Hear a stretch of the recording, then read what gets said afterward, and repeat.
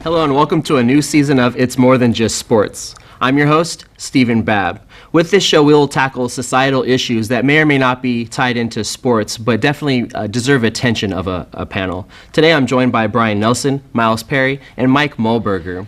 Today, we're going to talk about the NFL National Anthem protest, a little bit about why it started, what it is exactly, and maybe what the NFL could do moving forward.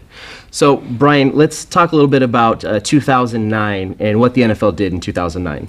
Yeah, they struck up a deal with the military to actually get paid by the military to broadcast the national anthem, and that was a way for the military to sort of increase recruitment, because obviously the NFL it's caters to young people, especially young men. It's watched by millions of people, so why wouldn't they want the military, the national anthem, to be broadcast to try to draw in that sense of patriotism in those young viewers to try to increase recruitment? But a lot of people don't realize that the NFL is actually paid by the military to broadcast those. There's definitely a mystique I think children kind of are drawn to when they see uniformed military personnel. Oftentimes flag, there's the flag, the flyovers that are typical of an NFL national anthem. Miles, in 2016, kind of take us through what happened in the preseason of that year. In the preseason, I believe that's when Kaepernick first took his seat on the bench, actually. And that's when the movement first was created, and I guess a lot of people didn't notice it at first. And then eventually, going on into the season, a lot of people was like, I don't know, media started to draw attention to it. So.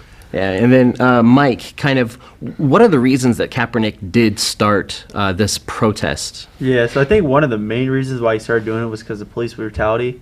I remember he did at first when we saw him sit on the bench and the kneel, I have a lot of family in the military, kind of like, what the heck, what is he doing? It's a sign of disrespect. But once he started to get word out, he did it for the social injustice and police brutality. But the thing I think that kind of hurt his message getting across was, I think it was like a couple practices after he was wearing the socks where it was like a pig with a cop hat on. I was like, I remember that. Yeah. So, Brian, so Kaepernick is taking a knee. He's talking about social injustices. How did we end up where we're at today? Well, that's definitely a long story. I'm gonna sit back in my seat and try to think of how to tell this story. But really, it goes back to the preseason. Like Miles said, when he first sat down on the bench, it was week 1 of a preseason game, not a lot of attention. But then it was week 2, week 3. The starters start playing more, and Lord knows the ESPN week could be slow, and they noticed something odd about a player sitting down during the national anthem. That's not something we've ever seen, really, or at least not to this extent. And so once the reporters asked him after the game, like, why did you take a seat, he kind of explained his reasoning. And because of the kind of the social climate of the time then and the time now, that really resonated with, I think, a lot of people with police brutality, injustices for minorities. And so with that message, he continued it. And so now that he did it once and ESPN highlighted it, now ESPN is looking to see if he'll do it again, and he did. And then, Mike, you were talking to us before the show about something Kaepernick did in response to some of the criticism for him sitting down on the bench. Yeah. I'll shed some light. I remember the first thing Kaepernick did was he just sat down, but I remember there was this story ESPN did about it. This military guy, I think he was a colonel, he ended up writing a letter to Kaepernick. He was pretty ticked off. He said, what are you doing to sign disrespect, all that. Well, Kaepernick actually ended up meeting with the guy in the military, and they came to a compromise, which was pretty neat. The guy told him in the military, he said, what the military like doing is we like taking a kneel for the lost or for the forgotten, and so why don't you try taking a kneel? So what you saw in all the magazines, the first time Kaepernick took that kneel was you see Kaepernick take a kneel, and you see that military guy in the back with his hand over his heart. So I just thought that's kind of shows that Kaepernick was able to compromise, and he's open to some criticism. Yeah, and I think with that compromise, it kind of showed that he had pure intentions with this protest. And, if you look through history, taking a knee was a sign of respect or even allegiance. So say I'm a king in medieval times in Europe, and I'm saying bow down to me. Bend the knee was a term that was used, and it's kind of more popular now because of Game of Thrones and bending the knee to those in power. And it's a sign of allegiance, in my opinion, and it's definitely a respectful symbol as opposed to say sitting down or maybe turning your back, which would be more disrespectful. So Miles, what other players, or has there been any other people like to kind of take Kaepernick's side in this issue? I believe Marshawn Lynch at some point, and then I know Michael Bennett, Eric Reed, teammate of his, and that's on like I can name. Yeah, and Marshawn Lynch, in fact, last November there was a Raiders game versus the Patriots in Mexico City, where Marshawn actually sat for the U.S. National Anthem and then stood for the Mexico National Anthem. It came out later that he really stood for the Mexican National Anthem, kind of out of indifference. He wasn't really paying attention to that, but he more so wanted to make a statement of sitting during the U.S. National Anthem. So, Brian, how did we get to a disrespect of the flag when it was definitely just a peaceful, nonviolent protest about injustice, and now it's about patriotism? Well, it just shows the power of the national anthem, and it shows the power of the symbol of like the American flag. A lot of people in this country, rightfully so, have a lot of importance to the national anthem and a lot of feelings attached to it. So the fact that somebody makes a statement using that as their vehicle, that's obviously going to spark a lot of people's attention. And, when people get emotional, it can kind of tunnel vision, like that's all they think about is the act itself and maybe not the intent behind the action. But, it's not the first time we've seen something like that in terms of race. Jesse Owens, right, with the Olympics and the fist, and Tommy Smith. Yeah. So we've seen athletes in the past make statements surrounding patriotism in order to kind of bring a spotlight to police brutality and racial issues. Injustices. So, fast forward to today and this presidential administration, Mike, what did they do? Like, what's the NFL doing right now to address this issue? Well, I heard that they're coming out with two new options. One is if you kneel, you'll be fined, and another one is you could just stay in the locker room. Is the other option. At the end of the day, players, yes, it is freedom of speech. It's up to them to choose. I think there's plenty of different other avenues they could have went about it. But talking with a bunch of my other buddies, they said, they've tried those routes, but it didn't work. So this is kind of the best way to do it. At the end of the day, it's freedom of speech. They can do what they want. Personally, I think if you're going to go out there and kneel, just hang out in the locker room for a little bit. Maybe do your little pregame ritual there. But at the end of the day, it's totally up to the player to choose what he wants to do. And I even heard some owners said if their players do kneel, they'll pay the fines, which is kind of neat for the player too. So it just comes down to preference basically for the player. Hey, Miles, how do you feel about the attitude towards the anthem versus kind of the attitude about the protest and what originated with the protest? When it comes down to the attitude of the anthem and versus the protest, it's more. I feel more so like it's. I don't agree like how the NFL came down on it. Like I don't feel like they should put a fine on it necessarily. I just feel like going off what Mark said, they shouldn't let the players just sit in the locker room if you feel like you're gonna take a knee or something. Versus like going out there and you're just getting fined, man. I don't think so. Yeah, I don't see the point. And Brian, what do you think about the NFL giving the players a choice to stay in the locker room or go into the night, get fined if they protest?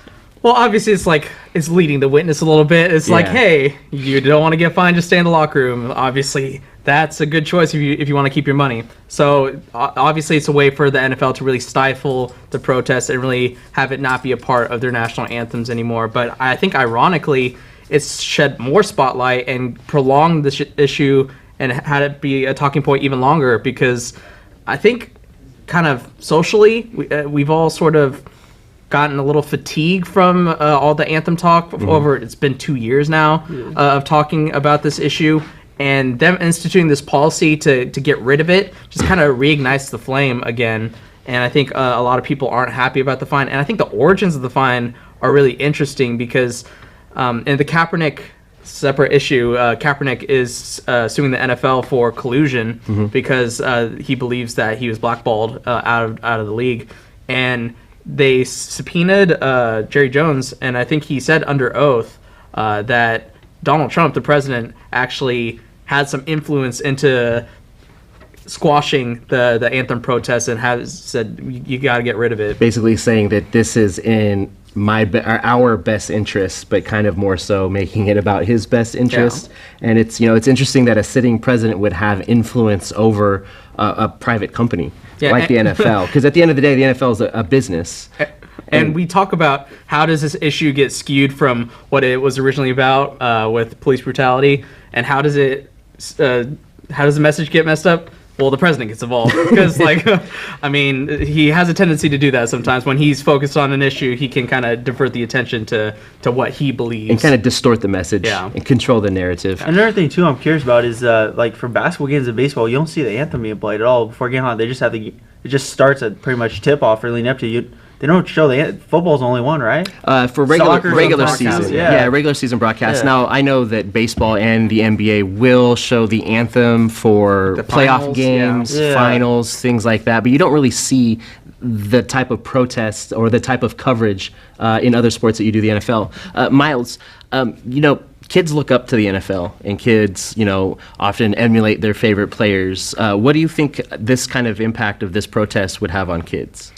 It's going to be a long-lasting one. I feel like kids are going to see this on TV happening, and, they're going to be like, dang, what are they doing it for? And, going on and, seeing they're actually going to get more involved in, news because they're going to actually start looking into, why are they doing this? And all this coverage on ESPN. Exactly. And I know when I was a kid, I watched ESPN religiously because that's where I got all, my sports info from. And now all this kind of coverage. Mike, do you think the kids are going to, start to take a knee like NFL players? I mean, I've already seen it. Some games I went to, I remember going with, some of my cousins again. I'm already seeing kids take knees. And, I mean, there's even times I've gone to some sports games. I've even seen fans already taking knees, all that. But at the end of the day, I mean, everybody, if you talk to all the athletes to see, first, it was on police brutality and social injustice. It feels like now everybody's doing it for a bunch of different issues. So, I mean, I remember seeing a kid kneel and lunch. I said, "Hey, why are you kneeling, buddy?" And he said, "I don't know. I saw the athletes do it." So, but it will give the kids a chance though to look into why their favorite player is kneeling. It will raise more awareness on the issue at a younger age, which is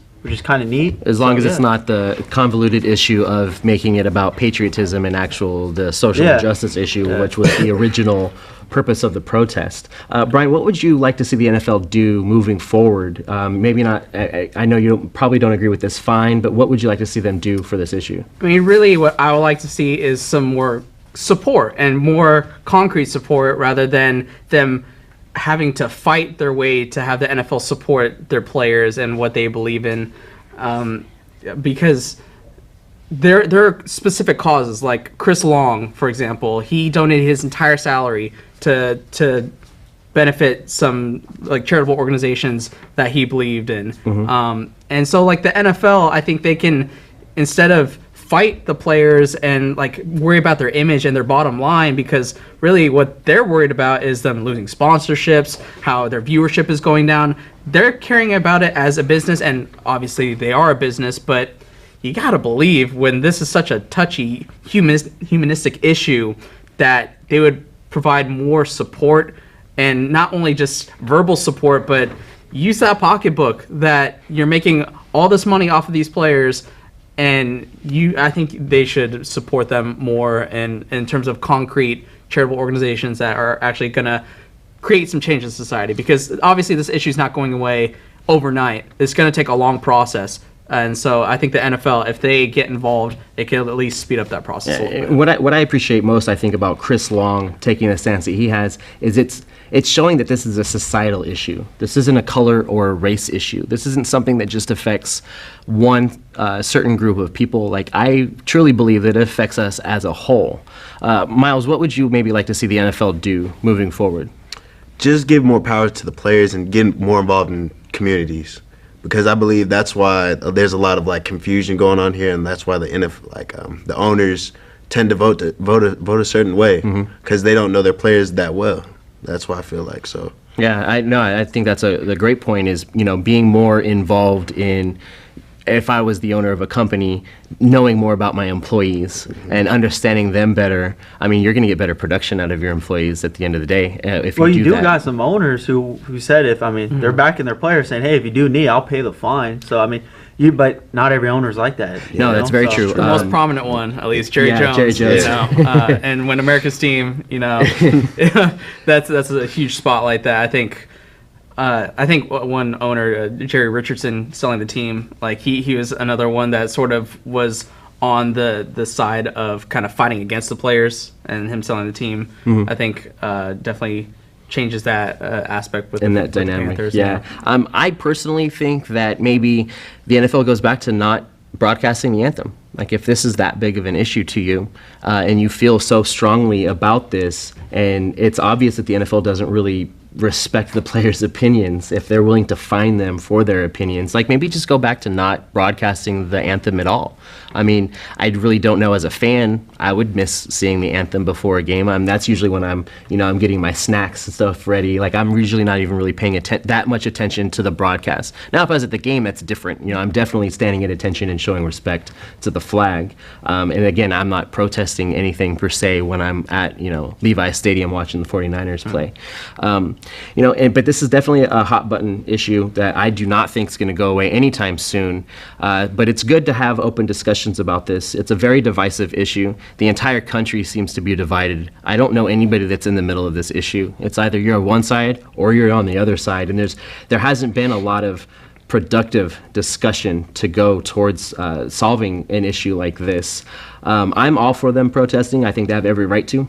And this is definitely an issue. I don't think it's going to be resolved overnight, and it's going to take dialogue like this to kind of help come to some kind of an agreement, and maybe affect actual change within these communities. So that's going to do it for today. That's all the time that we have for this episode of It's More Than Just Sports. I'd like to thank my panel, Brian Nelson, Miles Perry, and Mike Molberg. I'm your host, Stephen Babb. Until next time. If you are interested in a career in sports broadcasting, whether you're commentating a live game or hosting your own TV show, or working behind the scenes, then this is the class for you. For more information, contact Greg Poff, that's me, at solano.edu. We hope to see you here next semester, and remember, it's more than just sports, it's an education.